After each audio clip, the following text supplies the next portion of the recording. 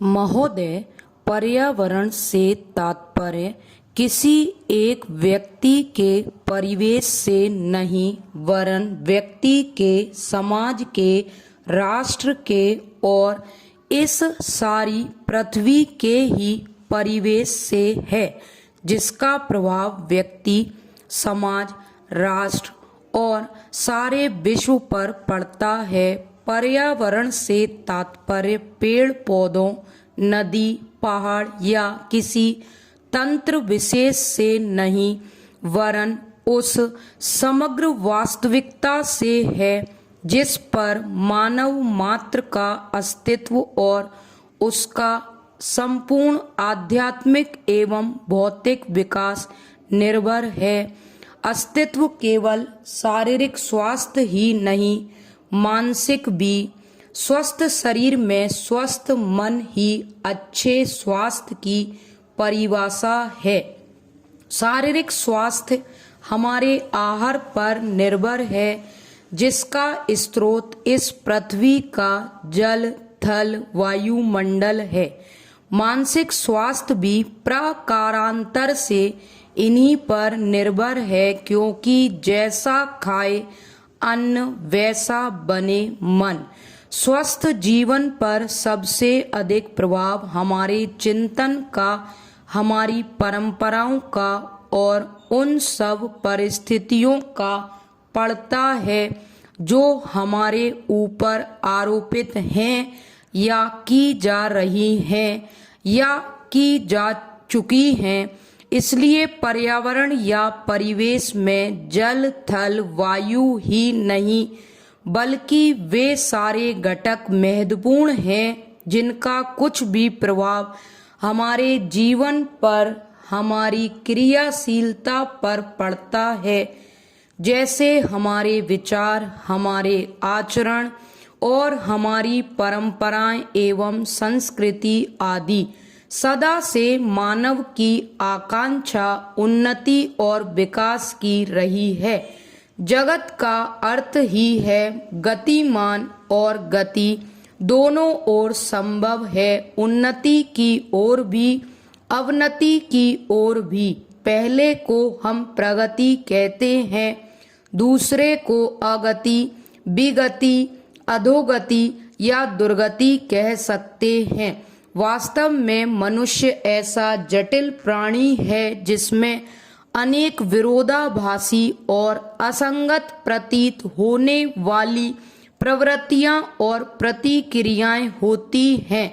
वह कानून और व्यवस्था की मांग करता है, किंतु चलचित्र, दूरदर्शन आदि में स्वतः भड़की हिंसा या खेलों में युक्ति पूर्वक की गई हिंसा अथवा अनीति से मंत्रमुग्ध भी हो जाता है।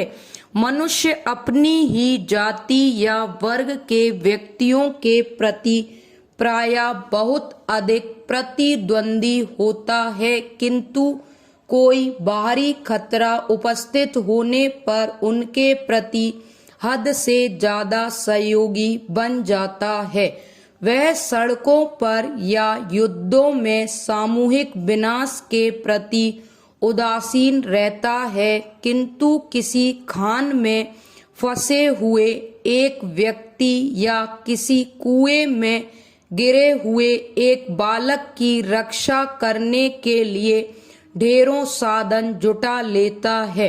कुछ विद्वान कहते हैं कि मनुष्य बंदर की संतान हो या ना हो, किंतु उसमें खालिस बंदर की द्वैध प्रगति प्रायः ही होती है। उसमें शाकाहारी बंदरों की भांति वृक्षों में उछल कूद करने की प्रवृत्ति तो होती ही है, साथ ही ऐसे बंदरों की स्वाभाविक जिज्ञासा भी होती है जो अत्यंत संगठित गिरोहों में रहते हैं और भांति भांति का मांस खाने में मजा लेते हैं। मनुष्य की ऐसी परस्पर विरोधी इच्छा आकांक्षाओं से निपटना असंभव होता है। फिर भी किसी प्रकार का संतुलित मध्यम मार्ग अपनाना अनिवार्य होता है।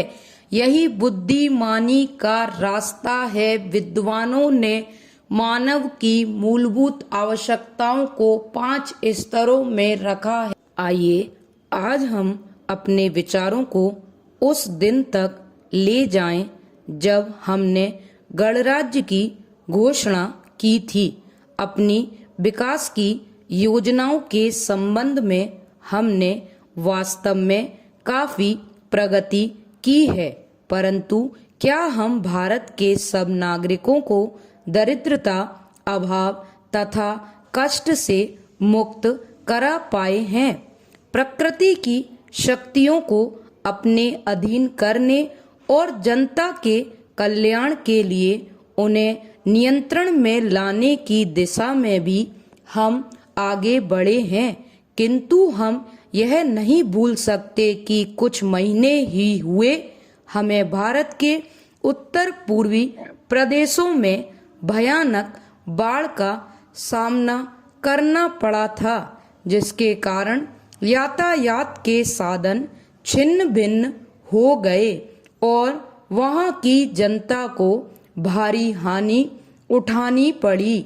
निसंदेह साक्षरता प्रसार और रोगों के निराकरण के महत्वपूर्ण उपाय भी हमने सोचे हैं। यद्यपि अभी भी देश के बहुत से भागों में निरक्षरता और बीमारी पर्याप्त मात्रा में दिखाई देती है।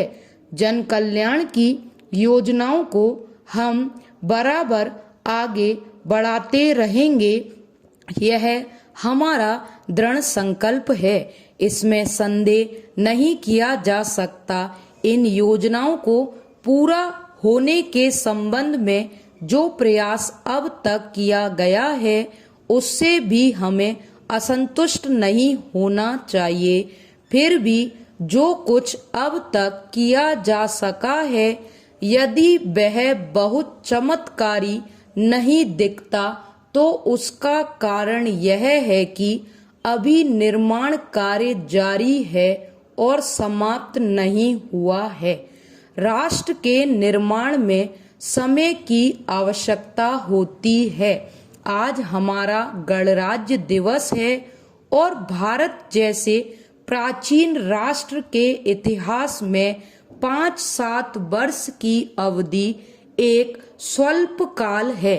आइए अब हम विगत वर्ष की घटनाओं पर नजर डालें और यह देखें कि विकास के कार्यों और निर्माण योजनाओं की दिशा में हम कहां तक आगे बढ़ सके हैं।